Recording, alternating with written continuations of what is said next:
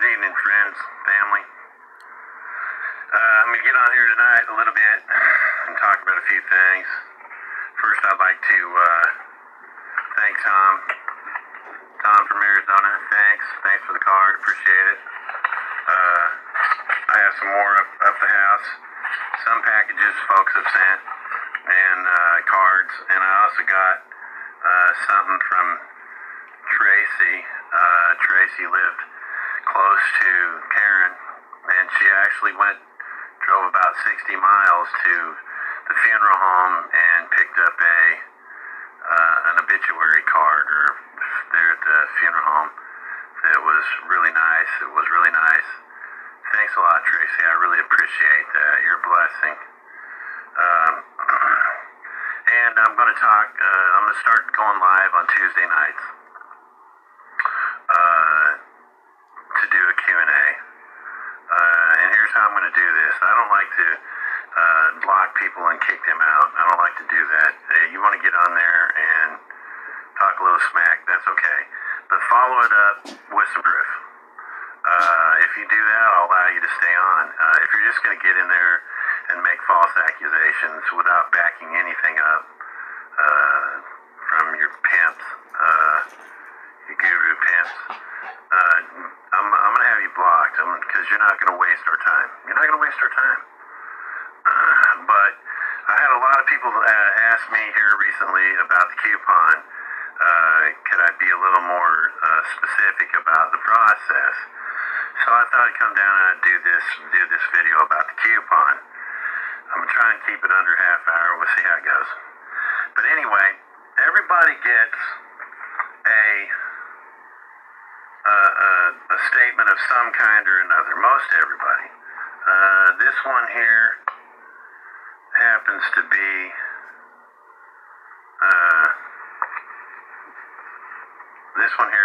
be from a credit card. Okay, see that right there? It says this is the statement. It says, please detach this portion and return with your payment to ensure proper credit. Retain lower portion for your record. Okay, so I'm just going to tear that off, and you keep that other thing for your record, and now you're left with the coupon. Okay? Let me see if I can hold that without shaking. It's been a long coffee drinking day. Okay, that's the coupon to the credit card. Okay, I'll get back to that here in a minute. But what you get is a statement. You get a statement every month. And according to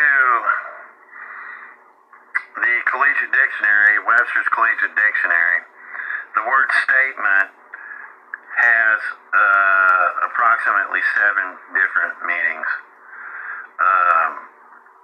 One is something stated as a single declaration or mark, a report of facts or opinions, and then that's number 1, and then the rest of them come down, and here the 5th is a summary of a financial account showing the balance due.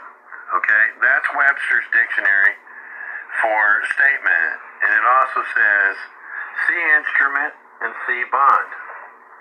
See instrument and see bond. Okay, so now I'm going to go to Black's Law. It says instrument, a written document, a formal or legal document in writing such as a contract, deed, will, bond, or lease.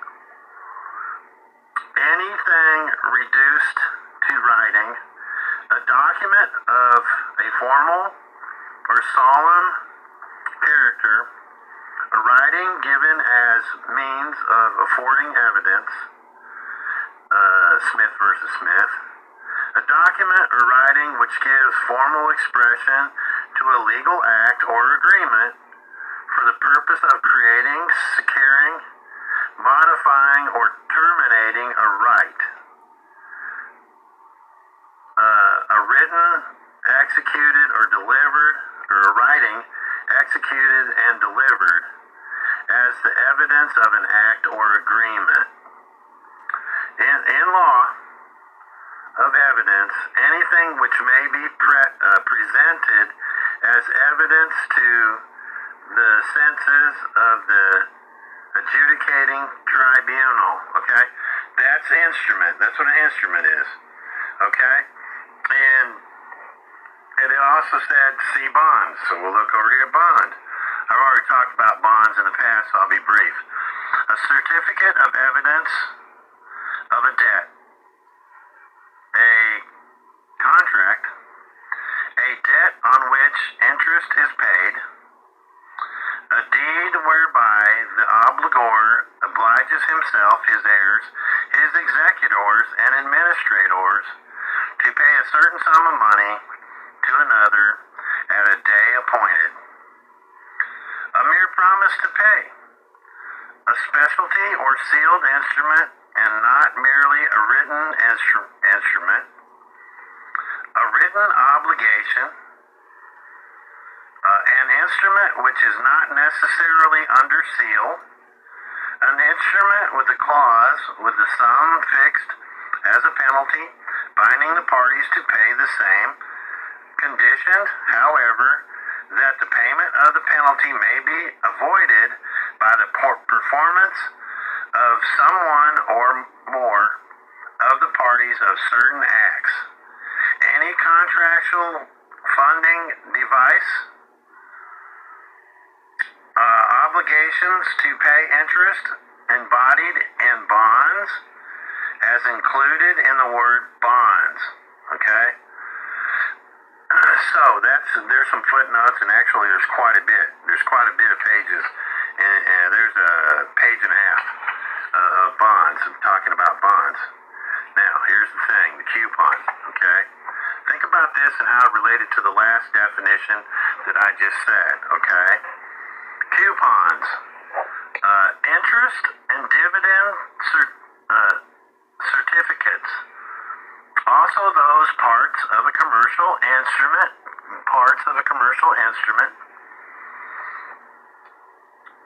which are to be cut and which are evidence of something connected with the contract mentioned in the instrument. See statement, see instrument, see bond. Okay? They are generally attached to certificates of loan. They are where the interest is payable at a particular period, and when the interest is paid, they are cut off and delivered to the payor. Check this out. In England, they are known as warrants or dividend warrants, and the securities to which they belong. Coupons, this is a footnote. Coupons are written contracts for the payment of a definite sum of money on a given date and being drawn and executed in a form and mode for the purpose that they may be separated from the bonds and other instruments to which they are usually attached. It is held that they are negotiable, and that a suit may be maintained on them without the necessity of producing the bond. Each matured coupon upon a negotiable bond is a separable promise, distinct from the promises to pay the bonds or other coupons, and gives rise to a separate cause of action. Okay, that's coupon, folks. Think about that. That's how this works. I showed you the coupon, and I'll show it to you again. This is a coupon for a credit card. Okay? Now, how is this coupon any different than the $5 off Tide at Walmart? You're not giving them a $5 coupon and then giving them $5. No, it doesn't work like that. They take the $5 off. The Tide is $15 a box. We're going to give you $5 off. I haven't bought Tide in a long time, so I'm not even sure if that's the price, but for all intent purposes, think about that. They take it from you, and then they throw it in the drawer. They don't give it back to you. They're going to take that coupon and send them all into Tide. Walmart's going to take a whole month's worth of coupons, send them into Tide, and Tide's going to pay them $5. That thing is worth $5. Okay? So now looking at mine here, this one says payment due, or minimum payment due, $40. It's got a balance on it. It's got the minimum payment due. It says amount enclosed. See that? And then there's a box. Just like on a check. There's also a to and a from. Okay? And it even says right here with this little arrow, I don't know if you can read it, the little arrow pointing at the address. It says make check or money order payable to. If it's payable to, here's the to, and here's the from. At the top you'll notice computer numbers, just like on a check. Routing number, account number. This is a check, okay? This is a check that's redeemable just like the $5 off on the Tide, okay? If you take this like this, if this is a check, and you take it and you turn it over, right? Here's where you would sign on a check. Sign the beneficiary signature right up here, right? And then you're giving it. You're sending them the check. Okay? This is from a trust fund, right? This is from a trust fund, mine, or theirs, but the one that's attached to me that I get to use in Commerce. That's the coupon. You take that and you take it and you cut it off. Here's Lee Harold's coupon. Whoa, there's a coupon on a tax thing. Right? How many of y'all has got taxes you're paying to the IRS where they sent you a coupon? Cut the coupon off. This particular thing doesn't have it, the amount. But all you have to do for that, folks, is to make a box. Make a box and put the amount in it. Flip it over and sign the back. Okay? So that's the coupon. That's the coupon, okay? And I showed you the other one there from the IRS. And all the coupons are like that. They're all like that. They say, detach, please detach this portion and return with your payment to ensure proper credit. Right? First off, it's your credit. Yeah, go ahead and cut that off. Everything that I just showed you on this coupon, you heard me read from Black's Law. This is what you do. Okay? Okay, now I'm going to get into this, okay? Because y'all are doing this thing with the coupons and you're doing it with the 1099As. Some of y'all can do this with the coupon and the 1099A. When you write the letter to the corporation in care of the CEO, this particular one would be Genesis FF Card Service, right? Well, I'm going to look up that corporation. I'm going to get their address because this is just their billing address right here. I'm going to call and I'm going to find out where the corporate headquarters is. I'm going to find out who their CEO is. This is how I did this, folks, on the 3 credit cards back in 16. I called up the companies and where's the corporate headquarters? Oh, okay, what's the address? Okay, well, who's the CEO? Don't send them to their financial officers. Send them straight to their CEO. Because if they refuse this coupon, for one, more likely they're not going to send it back, which means they have received it and they have accepted it, you're going to write the CEO, and you're going to say, look, I've noticed all these years, credit card guy, that you've been sending me a statement. Here's what a statement is, according to Webster's Dictionary. Here's what bond is, and here's what instrument is, and here's what coupon is, according to Black's Law. So I've noticed that you've been doing this, and I'm sending in the check along with the coupon. That's double dipping. You're getting paid for this against my trust, and then you're accepting a check. I realize now that this is fraud. This is trust fraud. But I'm willing to overlook this for this one time to clear this debt. I'm making an attempt to settle the debt. Then put those definitions in there, put a brief explanation why you're sending this. You guys have been tricking me all these years. The jig is up. So I'm sending you a coupon, and you'll notice the back of it has been endorsed with a beneficiary signature. You can now redeem this coupon and settle this debt. Where mine says $40, right? It says $40. This is an old one from last year. It says my new balance is $247.53. That's what I would put in the box for amount enclosed. Because I'm going to put this in an envelope, the one that they give me. I'm going to put it in there, and it's going to be enclosed. This payment's enclosed.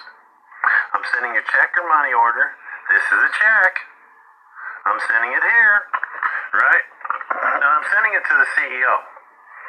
And so it's going to have the definitions, and it's going to have an explanation of what I'm attempting to do. And I'm also going to put the postal rule in there, the rule of common law contract. I'm going to send it certified mail. Now I have a contract with you, CEO of Genesis FS Card. We've got a contract now. Matter of fact, you can put this language in there too in the letter. You agreed that you're accepting this. You've contractually agreed, according to the postal rule, that you have accepted this. That's what you do with the coupon. That's what you do with the 1099A. You just adjust the language in the letter that you're sending. Have both of these, no matter which one you're doing, have both of them notarized. Because when you do that, the notary is acting in the place of the Secretary of the State. It's like having the Secretary of the State witness your signature on the contract that you're sending these folks. You'll send it like that. In the letter, hey, you've agreed to this. This is what the postal rule is. Bam, we're done. And you can do that, folks, with 1099A or the coupon or both. You can do it with any coupon. You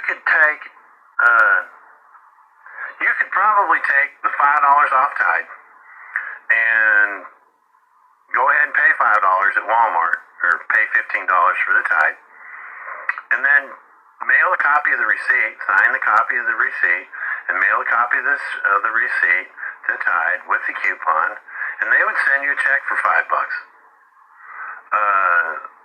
That's how that works. That's how coupons work. When you do this with the IRS, make the box, put the amount in it, do the same thing you're doing. Notice, man, that you're claiming that the trust owes you some money. I'm the beneficiary of this trust. I'm not even supposed to know the taxes are due. Every taxpayer is assessed a K-Trust. You could add that to your IRS letter. Send it to the commissioner of the IRS. But in that language, it'd be a little different. You would would say, I'm the beneficiary. I'm not even supposed to know there's taxes due.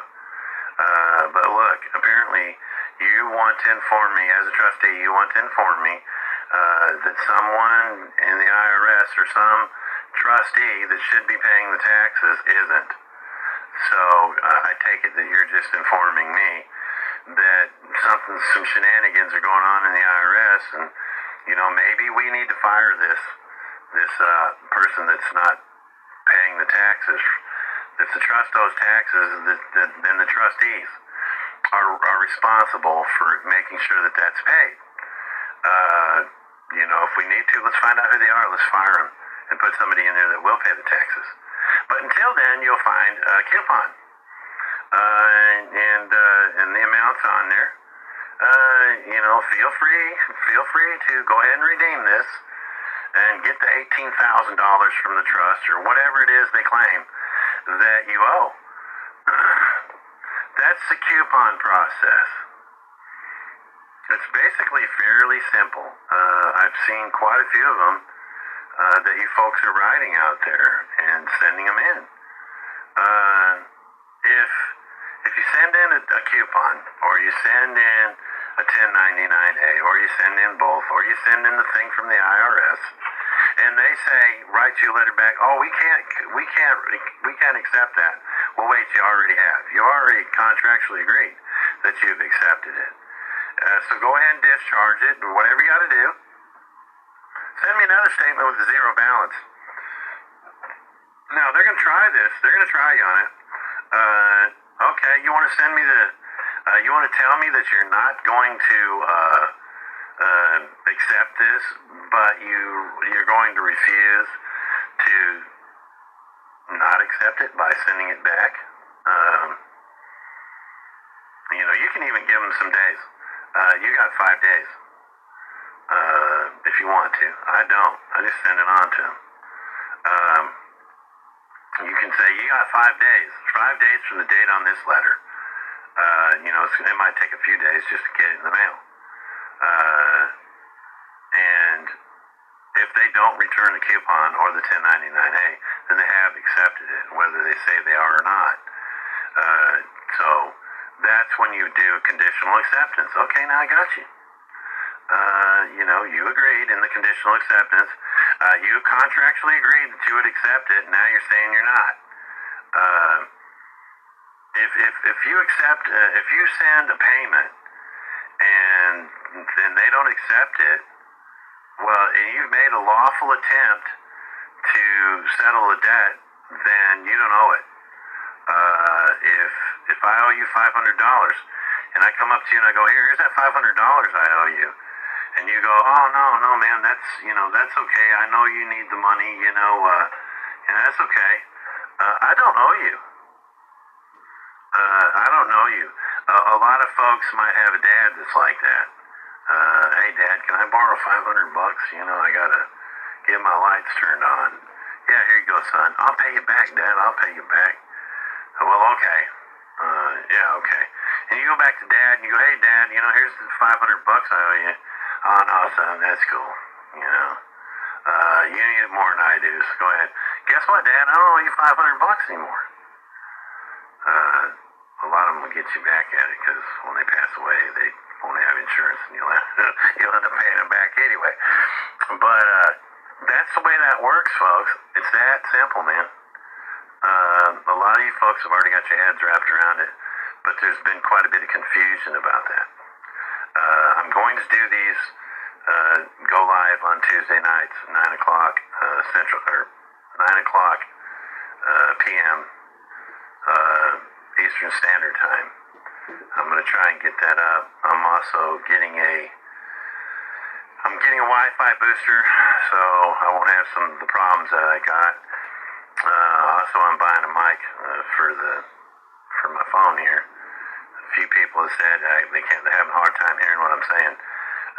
So I looked at a pretty nice mic, and I'm waiting for them all to come so we can do this a little bit better. Make these productions a little bit better. But now look, if you're one of these guru pimps, hoes, coming on here talking shit, be prepared to bring some evidence. I don't want to block people, even if you don't agree with what I'm saying. I don't want to block you. I want you to come on here and say what you got to say, but I want you to back it up.